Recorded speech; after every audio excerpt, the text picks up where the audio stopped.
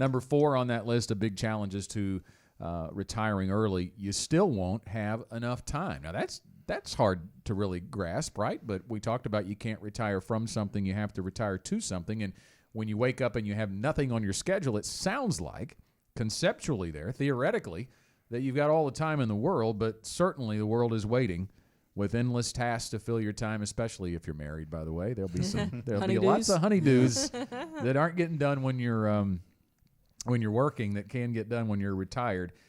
There will never really be enough hours in the day for you to do everything. Prioritizing what's important is something you have to do in your work life, and you'd have to do it again when you get ready to retire.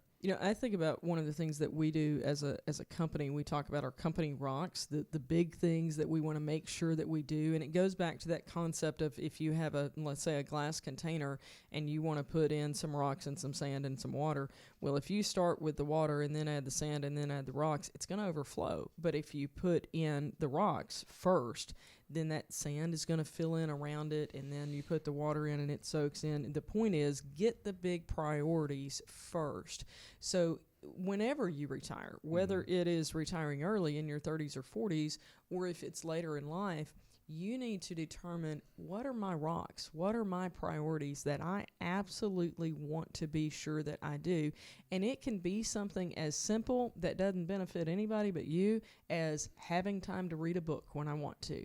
Well, if that's what you want to do, put it on your calendar, because if you don't, somebody else is going to ask you to put something else on your calendar because, you're retired and you don't have anything else to do, so why don't you come help us do this?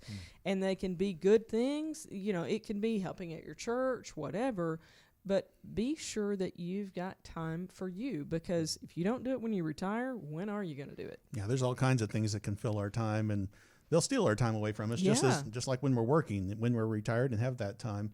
It's going to be taken away. And I've heard a lot of clients come in and say about projects, those honeydews, that, I started on one today, I'll just finish it tomorrow. I've got the time. So, it just keeps getting pushed off. So being able to focus and make sure you use your time wisely, I think we should always do that, because we're not really assured of tomorrow. That's right. Interesting. I think that's interesting to have a schedule still when you are in retirement, and you don't have to have one, so that you can be purposeful and prioritize what you really like to do. There's probably a euphoric stage that lasts for at least a few months when you first retire, that you just go do whatever you want to do, lots of golf, but you're going to come down off that high, for sure. And the seasons are going to change in Arkansas. You're like, I'm not outside anymore. Yeah. You got to really like the golf in the summer or the winter. And oftentimes, your friends that, they're not retired yet. Yes, so especially if you're retiring early. So they're still working. So you do have to wait for them to get off work before you can go do things with them. Right. And so it's really right back to where you started a lot of times.